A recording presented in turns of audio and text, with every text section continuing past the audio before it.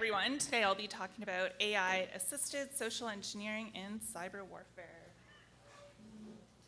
Okay, a little bit about me. As mentioned just now, I go by the handle Stealthy Fox. My background is in psychology and computer science.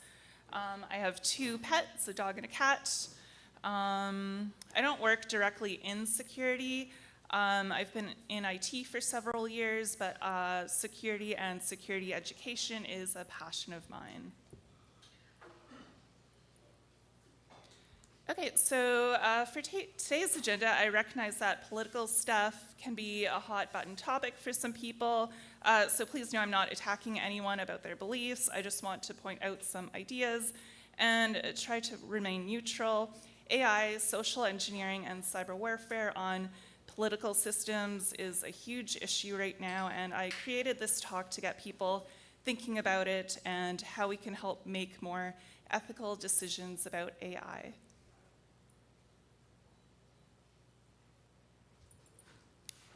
Okay, so you've probably heard this term in the news or at work, probably very recently, and that is social engineering.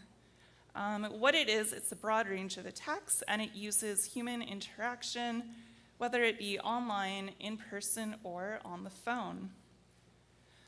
It uses psychology to manipulate and trick users into giving them information or clicking and filling something out that the threat actor wants.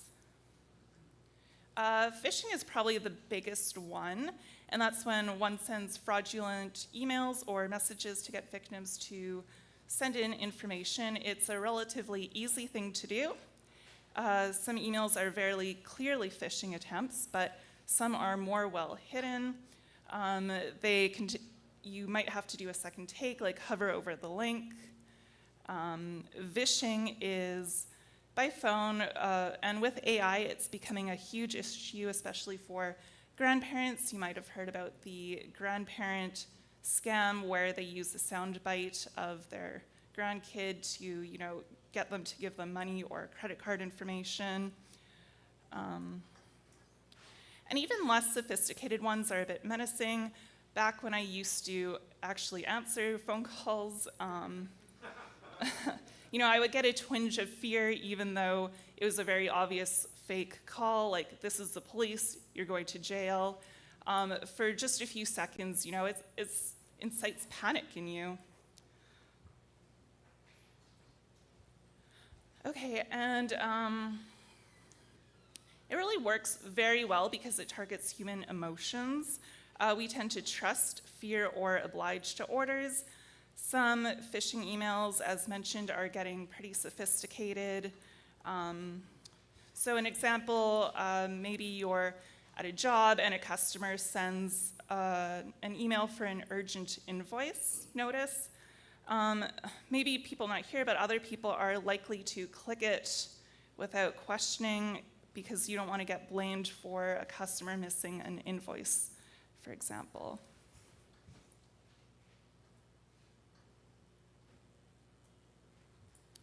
So a real-world example that happened lately was the MGM Grand hack back in 2023. And this was huge because MGM owns other hotels like the Bellagio, Cosmopolitan, Mandalay Bay, and more across the US. Hotel services were disrupted for days. The hotels had to go in manual mode, so pen and paper, and this caused lots of issues with customer satisfaction and huge lineups. Reports cite that this was started by a vishing call by the group Scattered Spider using information found on LinkedIn from an employee. So this was a very successful social engineering attack. Personal information was stolen, and that can lead to identity theft, credit card fraud, etc. Another example of using AI and social engineering are mass bots. These are causing huge issues in the LinkedIn community. At the bottom, I linked to a Krebs on Security article. Basically, there's been a huge swarm of phony executive profiles on LinkedIn. These bots pair AI-generated profile pictures along with text taken from legitimate accounts. For example, someone is creating tons of fake CISO profiles, and due to data scraping, it's confusing search engines into thinking these phony profiles are now the CISOs of major companies, and this can lead to issues in trust and security, especially if unsuspecting people aren't careful who they're interacting with. This is obviously a huge headache for people in HR and recruiters who use LinkedIn almost daily, having to sort through these fake profiles and potentially get a fake interview with someone using AI over Zoom or Teams, etc. And another example are NGOs getting targeted. They're trying to hire people for natural disaster relief programs, but now there's hundreds of fake profiles all claiming to be relief experts to sort through, which can potentially delay people in getting aid for such events. Bots have also been posing as recruiters. They prey on people who are desperate for jobs and steal their personal information, which again can lead to identity theft and fraud.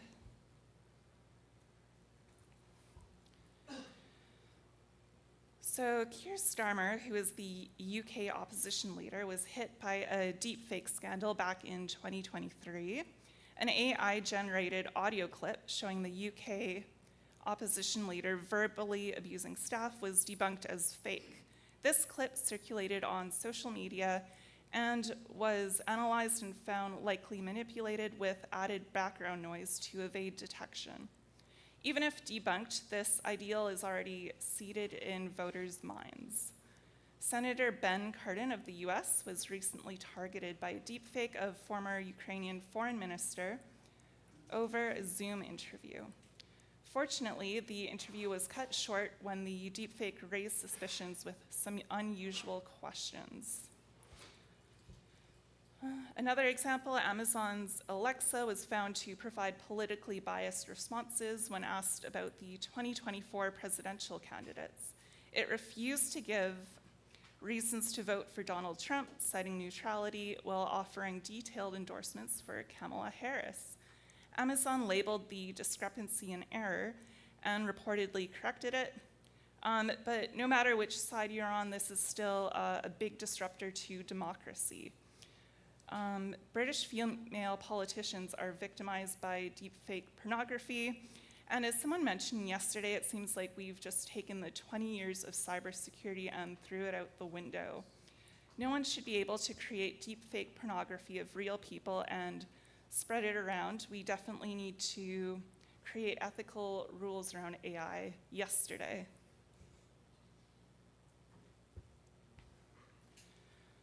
I'm sure we've all seen or heard of them. Twitter is kind of a dumpster fire right now. There's so many crazy stories being spread, and it's getting really hard to tell what's real and what's not. I couldn't really find a trusted estimate of the percentage of bots that are on Twitter right now, but I'm sure it's pretty astronomical. These bots are using LLMs to create content and replies to skew elections and incite panic. Since it looks like real humans replying, this is creating huge polarization in communities because of the elections going around the world right now. These threat actors are usually from other countries that could gain from the fall of democracy in America, among other nations. The mass amount of these bots are swaying political actions. Bots are being created to spread information about certain laws, and some laws may get passed because it looks like there's a lot of support for them, when in reality, there could be a lot less. Candidates and campaign staffers have also been sharing these fake tweets, not just on Twitter, but other social media sites as well. I'm using Twitter as an example, but these bots are rampant on most sites. AI and social engineering are really attacking all aspects of our life. Companies are being attacked daily. The cost of these social engineering attacks are in the billions. users are constantly targeted. Have you ever tried to sell something on Facebook Marketplace?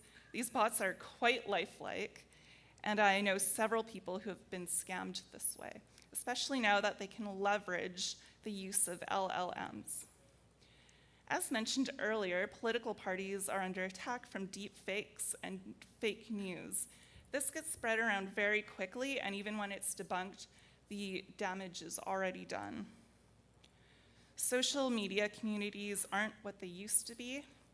In most public forums, there are bots who are there to incite fear or propagate misinformation. Lots of communities are moving towards private platforms like Discord, but then that leaves individuals out if they don't have an invite. In this age of technology, we are feeling more isolated than ever. Also, due to web scraping, search engines now provide misinformation right on the front page. I wish I had an example, but I'm sure you've seen where someone asks for medical advice and it gives something completely unhinged, which you should not do. And my final tips and takeaways from my talk today. At the rate everything's going, I think we need to think twice about the media we consume. These LLMs need to have more ethical terms and conditions. Workplaces need better social engineering training. It's one thing to take training online, but if someone asks you to hold the door open, for example, are you really likely to say no to them and ask for their badge or ID? We no longer have discourse. People see a clickbait headline or a post with a couple sentences, and they become enraged, and this becomes their identity. It becomes difficult for them to ever have a change in opinion. We need to work at having better online communities again and places to have safe discourse where media and thoughts are digested slowly and come out more well thought out. And, just be nicer to each other. Thank you.